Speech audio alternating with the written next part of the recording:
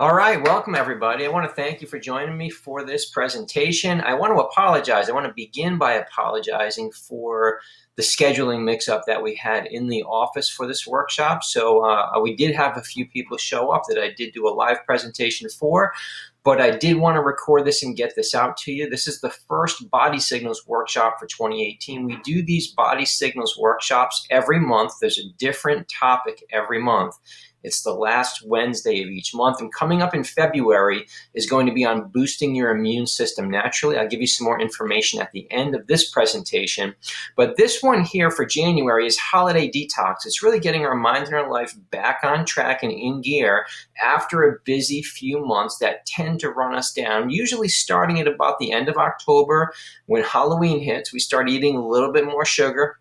We're building over the next few weeks towards Thanksgiving, where we definitely tend to indulge a little bit more. It's like dietary debauchery. We kind of go a little crazy as we get even closer to Christmas. There's a lot of gatherings. Everything tends to be around food, around drink. We eat more than what we should.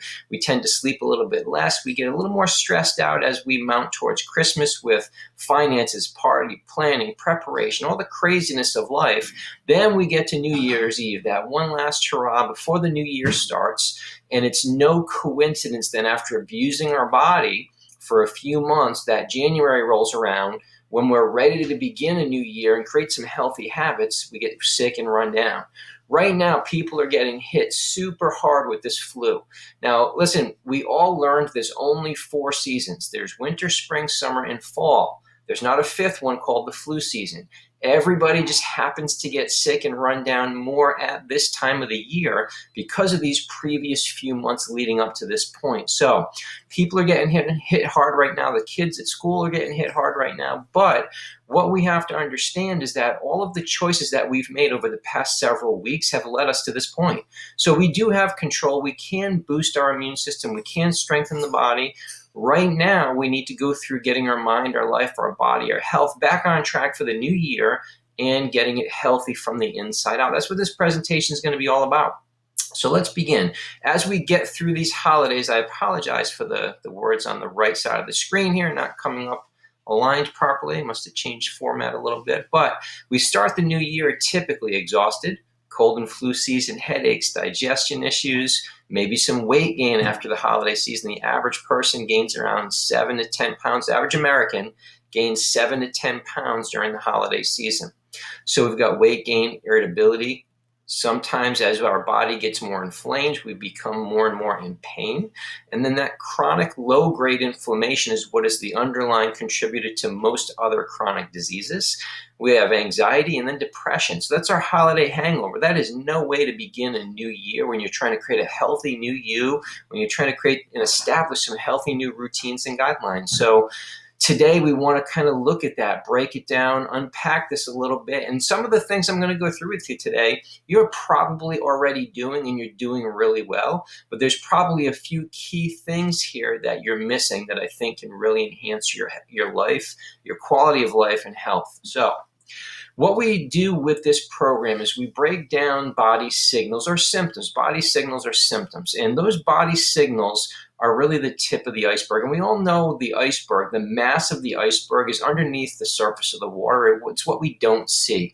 Many times our body, our health, it's the same way. By the time we start to express some body signals, some symptoms, there's something that's been brewing, underlying, that's been building from the inside, that's been, maybe we've been off track with our sleep, our exercise, our diet, we're eating a little more sugar, drinking a little more alcohol, maybe we're sleeping less, maybe we're stressed out about finances or life in general or whatever. All the while, the body's immune system is becoming depressed. Our systems in our body are functioning at less than 100%. So we start to have these early departures from wellness. We'll call them body signals, okay? Unfortunately, though, we have a culture, we have a society that has based their health on body signals, on symptoms. And what we've done is we've attacked symptoms. We've learned that if we are not sick today, we must be healthy. If it ain't broke, don't fix it. Okay, those mentality, those things that have been passed down to us over generations are the exact reason we have a system in place today that treats primarily symptoms. When you need to go to the doctor, you go primarily because something's not functioning properly. There's symptoms, there's body signals that you want an answer to, you want a solution to. So there's a pill, a potion, a lotion, a prescription, or something to address that symptom. It's kind of like us driving along today and the oil light goes on in our car. We're not going to take a piece of tape and put it over that oil light so we don't see it and pretend it's not there and keep driving. We know that there's a problem with the engine. The oil probably needs changing. So we're going to go right to the cause, right to the source, and we're going to address that. If, God forbid, there was a fire in our house and our smoke alarms in our house were going off, we wouldn't go to that smoke alarm and unplug the battery or cut the wires. No, we would find what's causing that. So we'd get to the cause. Why is it that we think differently when it comes to our health? Instead of getting to the cause, the root cause of the health issues, we're very quick to medicate things and then go right back to the same lifestyle that contributed to that problem. So I want to show you some things. I'm going to show you a brief video that is going to go through some staggering numbers. They are literally mind-blowing numbers that are resulting from that mentality, from that approach to our healthcare system. Our healthcare system today, ranked by the World Health Organization, okay? Ranked out of 40 industrialized countries, we are ranked 38th out of 40th. So we live in the richest country on the planet. We have the access to the best healthcare on the planet, which is somewhat more like crisis care, right? Intervention, life-saving, best on the planet. But what that's resulted in is us in the US having 5% of the world's population, but consuming 45% of all pharmaceuticals on the planet. That same 5% of the population consumes roughly 80% of all the painkillers on the planet. And you look at the current opioid crisis that we're in today. So I want to show you the brief video and some staggering, some mind-blowing numbers here.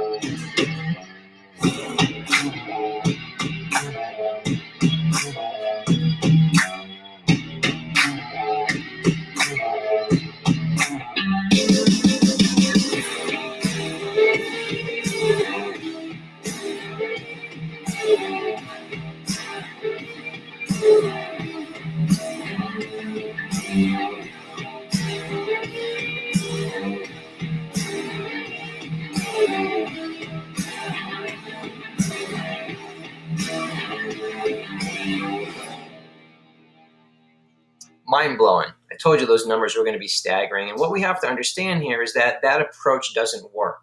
It's not working. It hasn't worked. It will never work.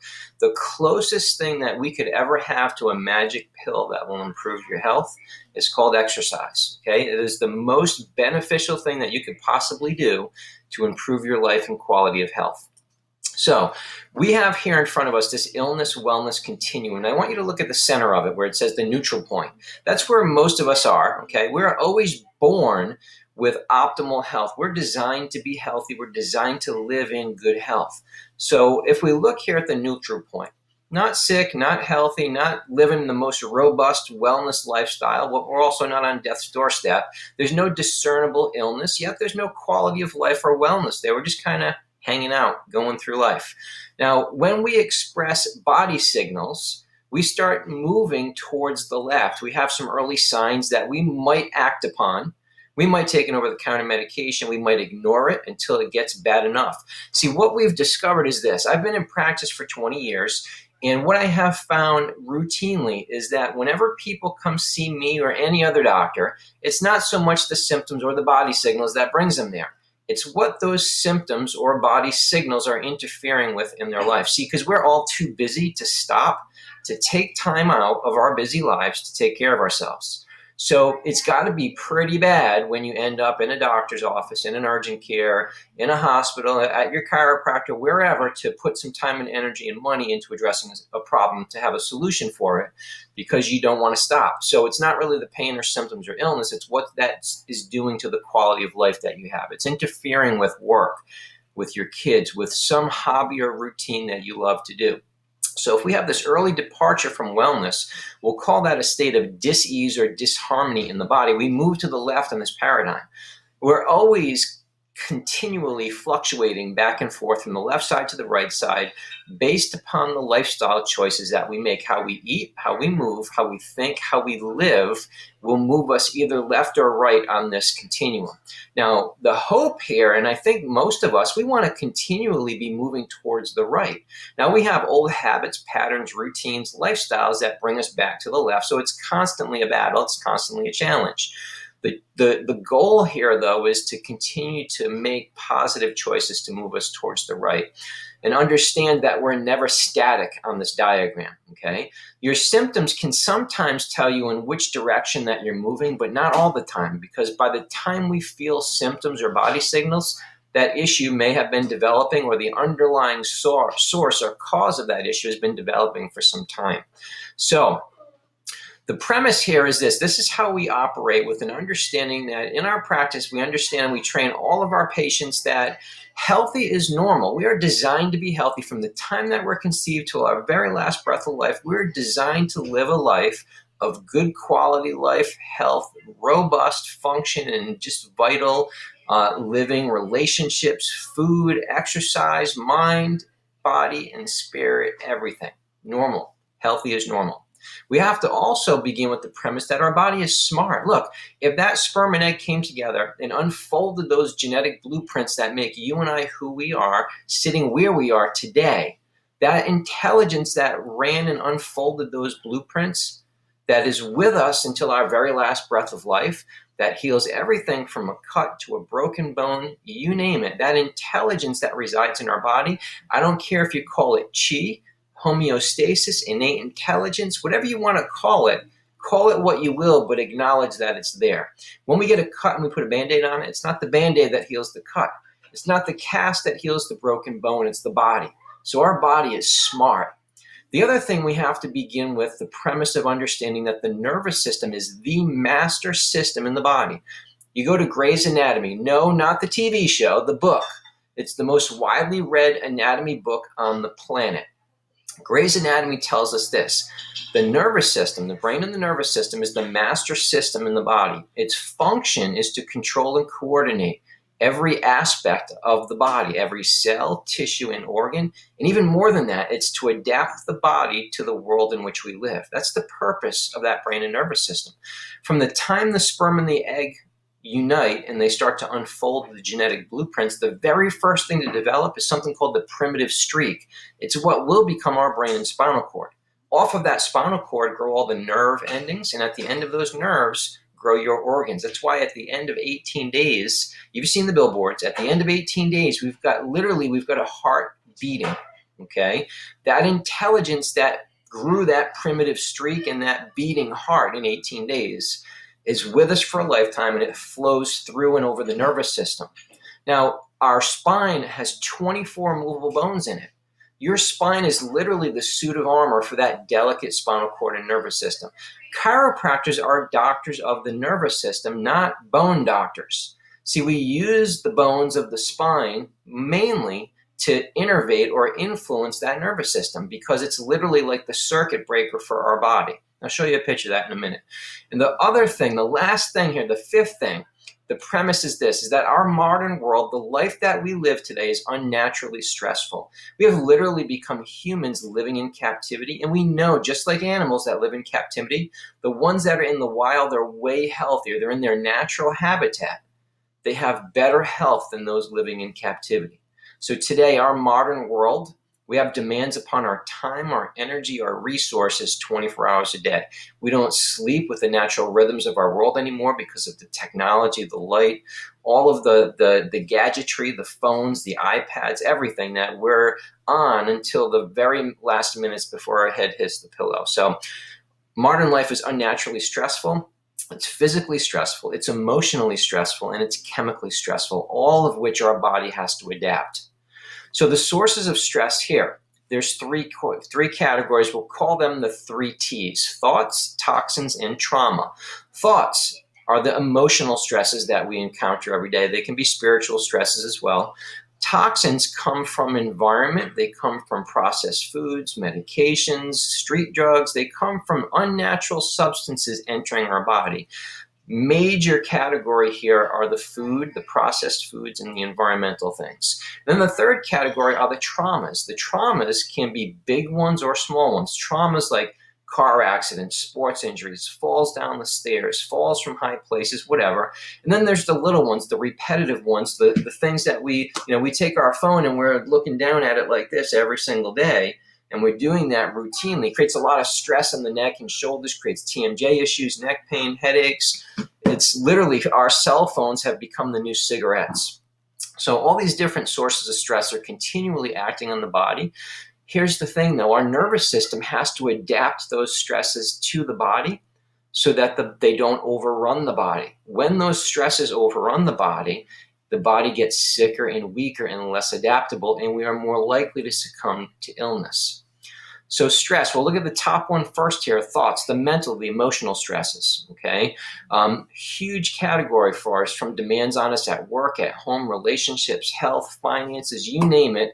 That list can go on and on, but what we have to understand with this big category of stress and then the 3 subcategories is that the stress response for all of us is the same. The physiological stress response in the body is the exact same. It creates a fight or flight response for us. And, when we were hunter-gatherers, our fight or flight response kicked in as a life-saving mechanism when we were being chased by a wild animal. Today, that stress response, that fight or flight response, is engaged most of the day that we function because there's so many demands upon our time that are just unnatural for us. So we're living in a constant state of stress and reactivity, and your body cannot be in both growth and repair and stress at the same time and keep in balance. One will overdo the other every single time. So the economy of our 4 limited resources, our time, energy, focus, and money, this is what is in play every single day of our life. We have to learn to live, create the illusion of balance in our life where we have things that we're honoring time and time commitments, energy commitments. Are you giving your best every day to your work? If you look at last week and you look at your energy expenditure, did all of your energy go towards your work? Or was it spread out evenly through your work, your family, things for you personally? Is there a good balance, or at least the illusion of balance there? What about your focus? What's taking up your focus? Okay, and your money. Money's a huge source of stress for all of us today. So all of these things act on our emotional state. That stress response that I mentioned, that fight or flight response, see, in our nervous system, we have 2 parts of the nervous system. The one that we're going to focus on is the autonomic nervous system. The autonomic nervous system, think of that as automatic. We don't have to think about controlling those things. They just happen automatically. The other portion of the nervous system, that voluntary, that skeletal, so if we say to our arm, let's flex and make a bicep muscle, we can control that, okay? Fortunately, with the autonomic nervous system, we don't have to think about our heart beating, breathing, producing hormones, the endocrine system working, the immune system working, reproducing, 8 million new red blood cells every second. We don't have to think about those things. They happen automatically. That's controlled through the autonomic nervous system. There's 2 major parts to it. There's the sympathetic and the parasympathetic. The sympathetic is our fight or flight response. It's kind of like the gas pedal for the body. It increases body function. The brake pedal is the parasympathetics, the wine and dine, the slowing of things down in the body, okay? So when we look at the stress response, here's what happens for everybody. Physiologically, it's the same.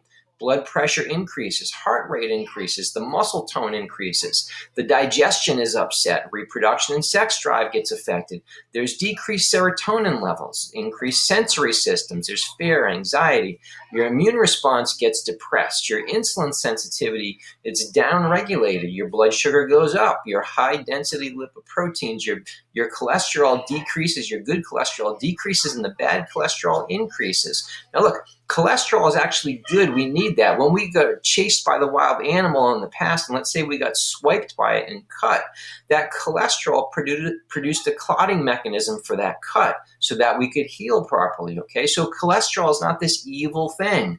It's actually good and important and necessary for brain function, for nervous system function, for healing, and for clotting factor. So that's our adaptive physiology, the stress response.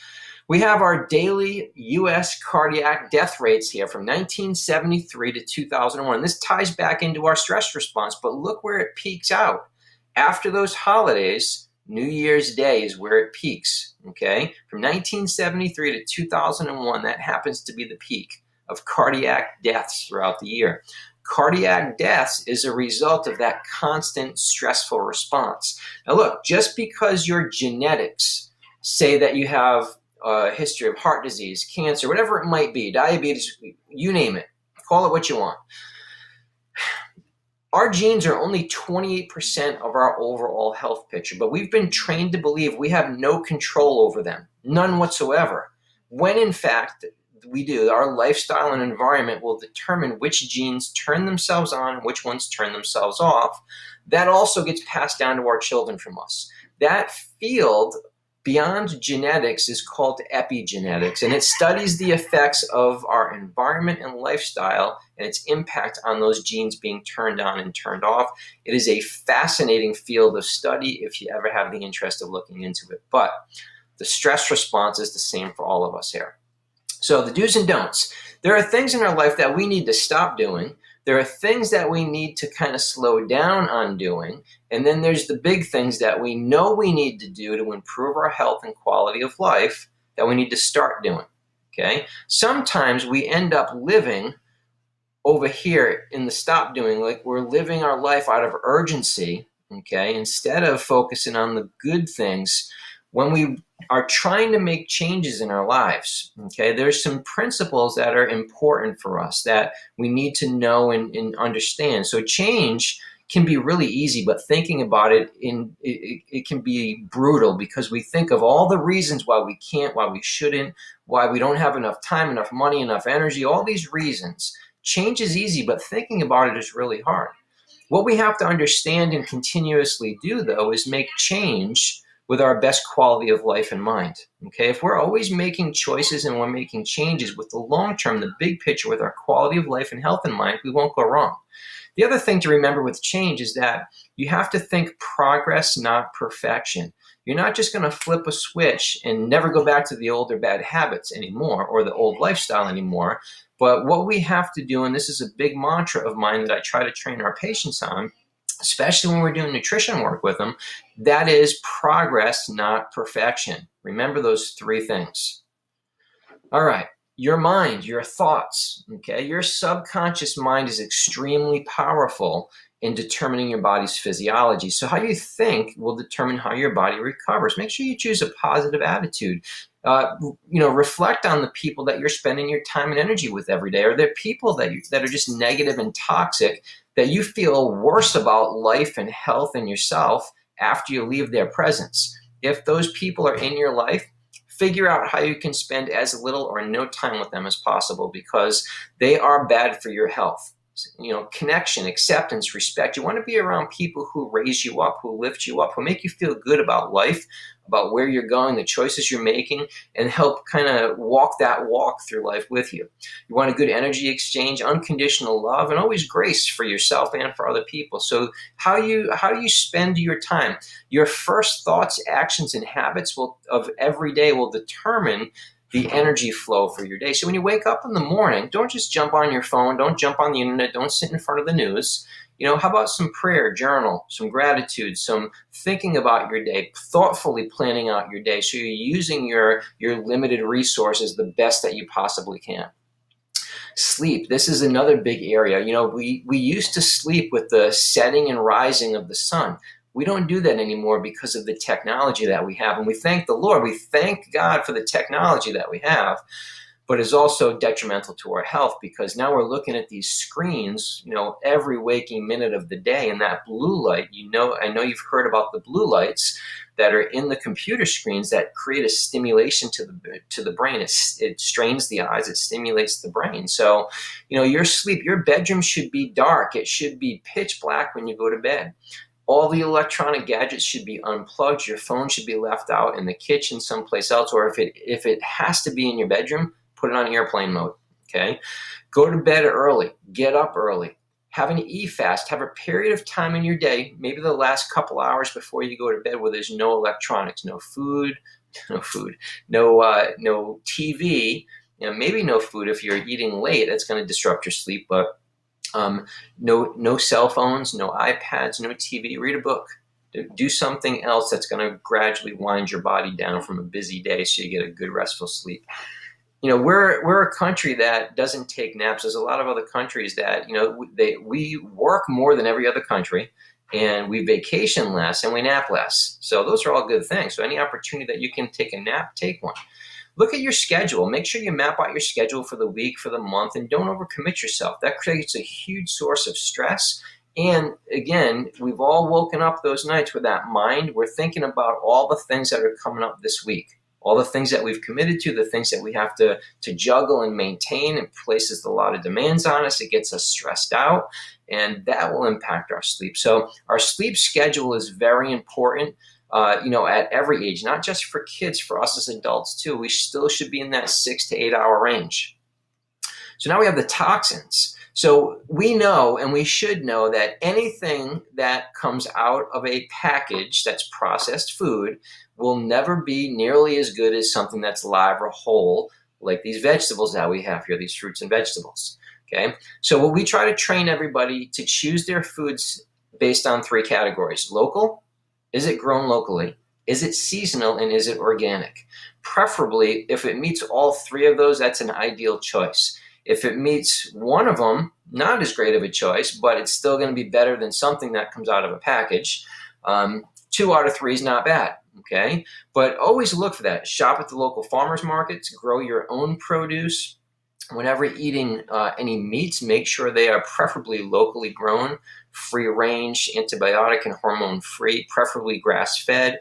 Look at those things. You may spend a little bit more money on them up front, but you don't need as much protein portion from meat as you might think, but it will be better for you long-term and your health long-term down the road. So toxins, what we accumulate in our body through our food and through the environment are incredibly impactful on our health. So we need to make sure that we're eating for recovery. Never go hungry. It throws your blood sugar levels off, throws your insulin levels off. You'll end up storing fat because your body will think it's constantly going into a starvation mode. So don't go hungry. Now, there is something called intermittent fasting that we teach and that we practice. So that mimics our Paleolithic genes when we went for periods of time where we did not eat. But you never want to starve yourself routinely and go hungry because your body's going to do bad things to itself there. It's going to go into a fat storage mode, and it's going to kind of tear into some of the protein that you have stored up in your body and your muscles. When you go shopping, shop at the perimeter of the store mostly. What's in the center of the store is all the processed and packaged foods. Around the perimeter of the store are your coolers, your freezers, your irrigation. That's where the produce, the fruits, the seafood, the meats are going to be around the perimeter. So perimeter shop. Try not to drink your calories. And today's day and age, we go to Starbucks, we go to Panera, you go to Dunkin' Donuts, you go to all these places, you get all kinds of fancy drinks that are loaded with sugar and dairy and empty calories, which brings us to the white stuff. Stay away from the flours and the sugars, especially. Sugar depresses the immune system. There's so many different things, bad things that sugar does to the body. It creates a chronic low-grade inflammation in the body. You can go to the internet and Google Nancy Applewhite, 126 ways that sugar can destroy your health, and look at some of the things on that list. It is mind-blowing. And you go back at the turn of the century, the early 1900s, to where we are today, and you look at the amount of sugar per person that is consumed in the United States today versus what it was then. It is mind-blowing, and it has a direct impact on our health, the levels of obesity that we're seeing in society as well. So you always want to fill yourself with healthy foods. When you're making changes from a very poor diet to a healthy whole food diet, one of the worst things that we can do is tell ourselves, no, you can't eat this, you can't have that, you can never have that again. So what I like to try to do with everybody is to tell them to add before they take away. If you're eating, 3 meals a day at McDonald's, and I'm going to expect you to eat, salad and protein, 3 meals a day from here on out and never go back to McDonald's, sometimes that will create a lot of stress, and it might be unrealistic for somebody, and then they feel like they fail if they have something that's off plan. So before you have the soda, drink a bottle of water. Before you have the Big Mac, eat a salad. What will happen is as you start to add more positive choices into your routine, the bad stuff will start to go away, because number one, you're not going to have the room for it in your stomach. Number two, you're going to start to feel better and better the more of the healthy choices that you get into your diet. So we go into more details on this in our nutrition workshops, which we have. Actually, we have a 3-series lifestyle workshop called Bonfire, Fuel, Spark, and Air. We actually have those going on at the Green Apple right now. And we have our next one coming up on Tuesday, February 6th.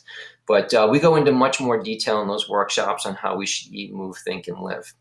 All right. So unlimited vegetables, plenty of lean cuts of natural meats, fish, and eggs, some fruits, nuts, and seeds. You always want to eat twice as many vegetables as you do fruits, okay? No refined carbohydrates and sugar. Now look, fruits have sugar, fructose, okay? So we want to keep that in check. Even though it's natural sugar, it can still mess with our insulin levels if we're eating lots of it. If you're trying to lose weight, cut fruits out for about 6 weeks. Then you can cycle them back in. It will help reset your insulin levels. It will help your body tap into fat stores, and you'll burn fat instead of sugar and carbohydrates, so you'll lose more weight that way. So again, topic to kind of dive deeper in on another time, but stay away from the refined carbohydrates and sugar.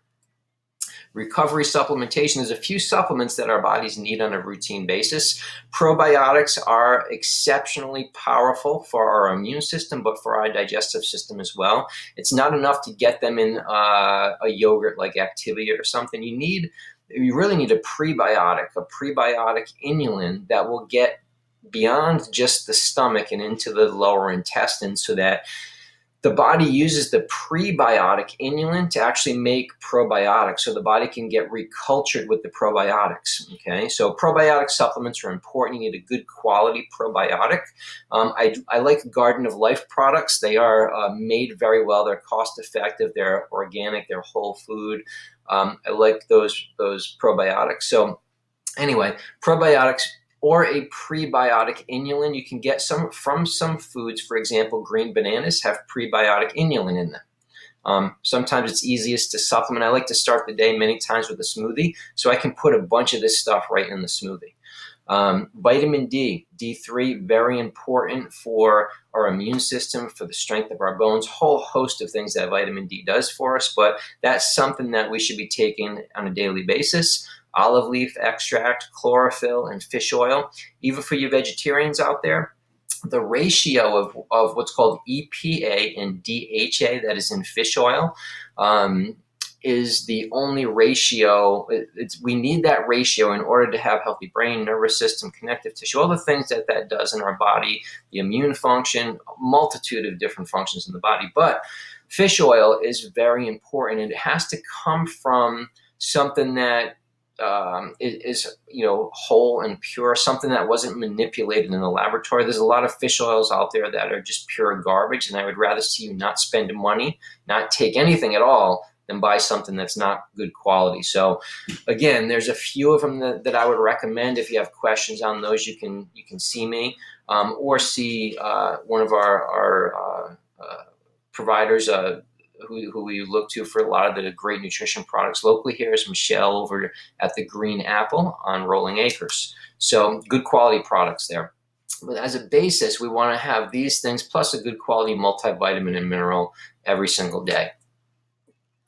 All right, sources of stress, the traumas, right? We've got the big traumas and the little traumas. This is another thing that adds stress to the body. So the big traumas, right? The falls down the stairs, the accidents, the sports injuries, things of that nature, they definitely create injury to the body. Here's one of the things, going back to our if it ain't broke, don't fix it mentality, is that we have to understand that only 10% of our nervous system is responsible for how we perceive pain.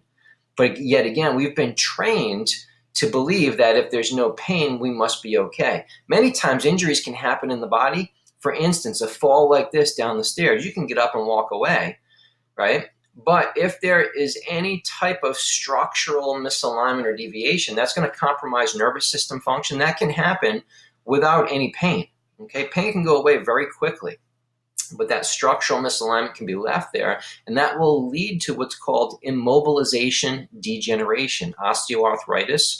We call that subluxation degeneration in our practice. Okay, so macro trauma, the big things. And let me go back to that for just a second.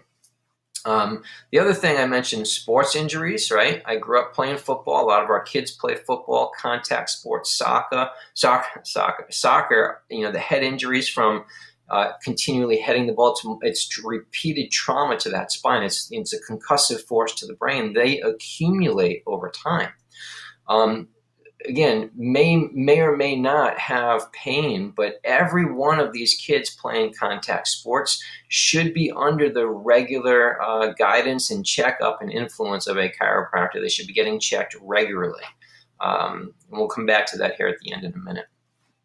Our spine is our suit of armor. And no, it really doesn't look like this. This is just a graphic. But 24 movable bones in the spinal column, we call them vertebrae. They act like a suit of armor that protects the delicate nerves. That nervous system from the brain up top, the spinal cord and those nerves is literally our body's electrical system. Where that spine is the structural mechanism that holds and supports it. So if there's any compromise to the structural integrity, the alignment to that spine of those 24 bones, that can put direct pressure on that nervous system. And yes, that can happen without us feeling any pain, because remember, only 10% is responsible for pain perception. Now, the other thing is that where we're looking at on the spine right here, these areas, let me do this, right here is where the nerve roots would exit the spine. So if there's any compromise to this opening, it puts pressure on that nerve root. It takes the only amount, about the weight of a dime, which is about 10 millimeters of mercury, right? Very small amount of weight. If you took a dime and put it on the back of your hand, within a few seconds, you'd forget it was there. But the weight of that dime on that nerve is enough pressure on the nerve to block up to 60% of the messages flowing through that nerve. Here's the kicker, though. If the pain fibers are not pressed on, you will not feel any pain whatsoever. That spinal joint will heal in wrong, and it will grow wrong. It will advance. It will age prematurely, leading to arthritic changes, what you know as osteoarthritis.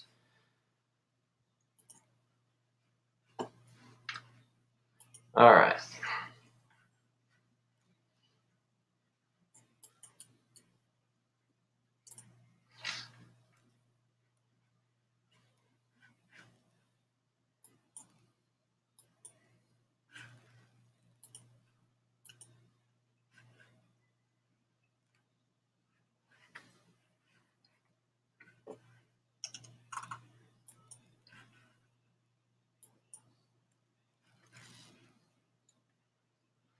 So the joint misalignment is called a subluxation. Okay, it's a joint misalignment. It causes soft tissue damage. It causes inflammation and nerve irritation, whether we feel it or not. That leads to muscle spasm, which leads to guarding and protection of that joint. Lost imbibition. Imbibition is how the discs, these spinal discs, get their nutrition, their movement. That leads to joint fixation, and as a result, this creates a stress response in the body, so there's elevated stress hormones. So when we look at this picture to the right, we've got the normal disc up top. We have one that's starting to degenerate here. We've got a bulging disc where soft parts of that disc will start to bulge out, can put pressure on the spinal cord or the nerve roots. A herniated disc is when a piece of the disc actually breaks right off. That can become emergency surgery right away if there's direct pressure on the spinal cord. Those are the things that, we can assess these in our practice and determine what needs to happen for the body to heal properly. And yes, they can be addressed. This stuff can be addressed conservatively. It doesn't have to be surgical. There's a thinning disc here, and then down here, after it's been there for a while, it's aged prematurely, we have these spurs that result, these bone spurs. Okay, that's osteoarthritis, it's wear and tear, subluxation degeneration, or you can call it immobilization degeneration, whatever you want. But that is the effect of misalignment. The more misalignment that is there, the more constant chronic pressure on the nervous system. And what that means to you is more dysfunction, more disharmony or dis-ease or ill health, less adaptability for the body. So that's the stress response that we went through before. It's all adaptive physiology, where the body's trying to put itself in the absolute best place to survive at that moment. If it does that over a long period of time, the body goes through a state of exhaustion and fatigue. Blood pressure goes up chronically, weight gain happens, you get tired, achy, whole host of other things go on there. Subluxation causes nerve irritation and interference in your body's innate ability to heal and remain healthy. And that's what we do in a chiropractic office. We address the subluxations. We make sure that our patients are eating well, that they're moving well, and they're thinking well. We correct the subluxations in the spine, ensuring there's optimal communication between the brain and the nervous system, so your body's in the most adaptable place possible. If we do that, and we do that consistently over time, and we make a correction in the spine, your body's going to get stronger over time. So you can adapt more and more to the crazy, stressful world that we live in, with those stresses having less of a negative impact on your body and your health. We've got microtrauma. I mentioned this already with the phones, right? We're looking at text to neck here. I can't tell you how many people come into our office that I look at that are just on their phone, head hanging down. They're already coming in to see me with issues. Now they're doing this all day long, and all the muscles in the front of their neck get tight. It leads to shoulder to rotator cuff issues, leads to TMJ issues, leads to headaches, whole host of things. And our kids are doing this how many hours a day, okay? From the time they wake up to the time they go to bed. Not a coincidence that they're having issues with vision, with sinuses, congestions, headache, upper back and neck issues. Okay, sitting is the new smoking. Cell phones are the new cigarettes. We have heard sitting is the new smoking. Well, your new one is that cell phones are the new cigarettes. When we go through an assessment with someone in our practice, we look at their structure, how they're functioning from a structural perspective. So we look at posture. And the example we're doing here, on the left-hand side, optimal alignment, the ear, shoulder, hip, knee, and ankle should all be in a straight line. As that head starts to shift forward, every inch that head shifts forward, it magnifies the effects of physics on the weight of the head and what that feels like on the spine. And again, that person's body, the more things they do with a forward head posture, the body heals in that way and it grows that way. Leads to arthritic changes in the neck, stress on the spinal cord and the nervous system, and a whole host of problems every place else in the body. Here's our circuit breaker. Okay, on the left-hand side of the screen, we have a cutaway. This is the autonomic nervous system, the portion of the nervous system that controls the organs, glands, all the physiology that we don't have to think about. When we look at this, we've got the brain up top. That spinal cord is merely an extension of the brain. Those nerve roots come off of that spinal cord and come out to the organs. Okay, so you can see from the eyes, the ears, the nose, sinuses, the heart, lungs, stomach, liver, kidney, spleen, pancreas, gallbladder, bowel, bladder, everything all the way down, direct innervations to this nervous system. On the right-hand side of the screen, a circuit breaker, just like we have in our house. That circuit breaker at home, all the electrical wires for the house go into that circuit breaker. So if we overload a circuit in the house, we're going to trip a breaker. Well, When our body is overloaded with stress, either to an organ system or something, we're going to trip a circuit. So for instance, if we take the heart, we'll just use the heart for example. We've got two groups of nerves that control the heart. One that comes from up here, it's a cranial nerve called the vagus nerve. And if you look, this nerve comes to the heart. These green nerves come to the heart, they go to the lungs, they go to every one of our internal organs. It's called the vagus nerve. It's known as the wanderer. So that can give nerve supply to the heart. But also follow these yellow ones back from the area between the shoulders, the upper thoracic spine.